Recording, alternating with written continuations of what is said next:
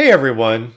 Welcome to my second video in my series on rolling codes using Flipper Zero and sub-gigahertz.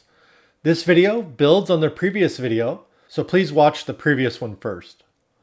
In this video, we'll be looking at the KeeLoq rolling code and understanding the various values for the KeeLoq protocol. In future videos, we'll look at other rolling code protocols, underlying signals, and discuss vulnerabilities. Let's get started. As I mentioned in the introduction, I'm making a series of videos on rolling codes. By the end of this video series, you hopefully will be able to test the security of your devices and understand their potential security risks. Next, we have the rules of rolling codes. The first one is you must have permission from the device owner. The second one is the device must not be in use and the device should not be relied on. For example, a vehicle is a bad idea to learn about rolling codes. Third, attempting to replay or fuzz the signals risks desyncing your remote or damage to the receiver. It's possible in some cases that you can resync your remote, but it's also possible in some cases that you can't, and this could be very expensive. So let's look at KeeLoq on the Flipper Zero. We go into sub-gigahertz, and then add manually, and then go down to, on official firmware, you want DoorHan 315, or DoorHan 433. DoorHan is one of the manufacturers that uses KeeLoq. I'm going to go ahead and choose 433. You can choose to rename this file if you want. Otherwise, just forgotten crack, hit save.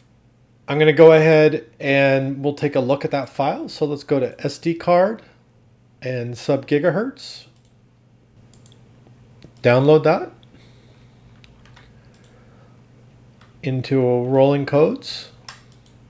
Okay, so then back on our Flipper, we can go into sub-gigahertz. We can go to save and forgotten crack. And then say emulate.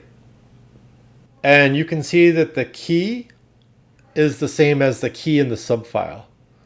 And so every time we press send, when that key changes, it'll be rewritten to our sub file on our Flipper.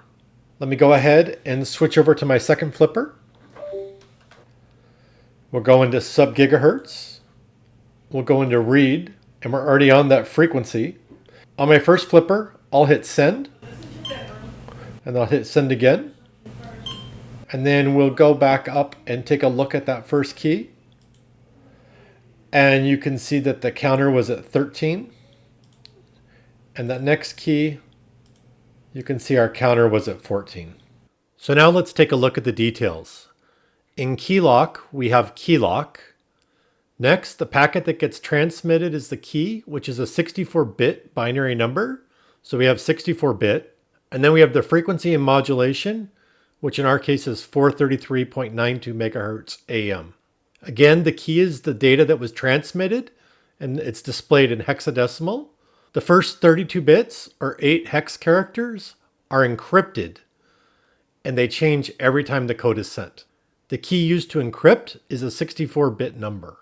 Using a 64-bit number means there's over 18 quintillion possible values.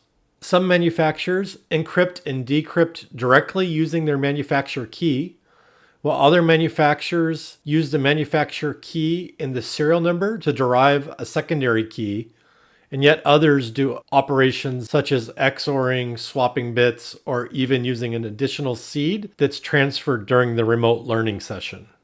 Flipper Zero official firmware is capable of decrypting many manufacturers, but not all manufacturers that use the KeeLoq protocol, but it is also only capable of transmitting the DoorHan signal, which you should pair with your DoorHan learning sequence.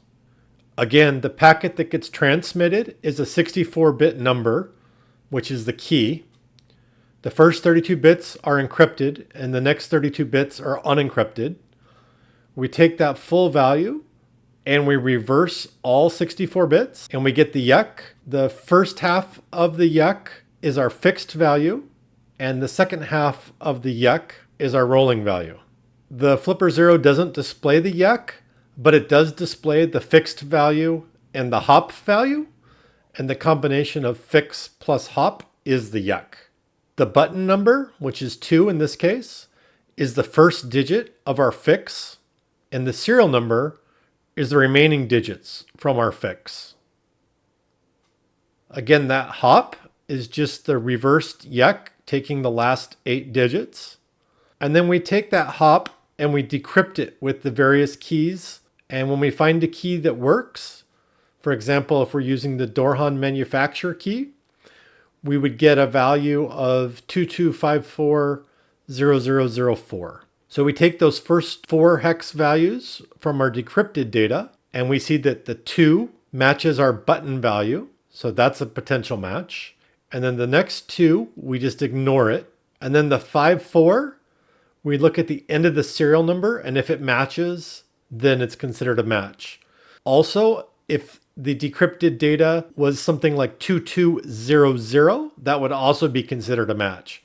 So either 00 or matching the serial number is a match. Once we have a matching manufacturer, then we extract the last 4 digits, and that's our count. And so that rolling counter changes every time we click the send button. And the impact of that counter changing is at those first 8 digits of our key change. These videos are based on the Flipper Zeros implementation for encoding and decoding protocols, which may differ from the actual hardware implementation. For example, the Flipper only checks the lower 8 bits of the discrimination value instead of the full 10 bits, and it ignores the OVR overflow bits. Also, it treats the fixed portion as a 32-bit, dropping the repeat and low voltage bits. In future videos, we may discuss these differences in more detail, but for now, we're focused on the Flipper's implementation. In this video, we learned about the KeeLoq protocol. We learned the key is what is being transmitted. The first 32 bits of the key are encrypted and they contain the counter, and the rest of the key is unencrypted and contains the button and the serial number. And we learned the manufacturer code is too large of a number to guess. In my next rolling code video, we'll do some pen testing on a KeeLoq device I bought from eBay and discover some vulnerabilities. Please like and subscribe, and if you have any questions, please leave them below or on my Discord server.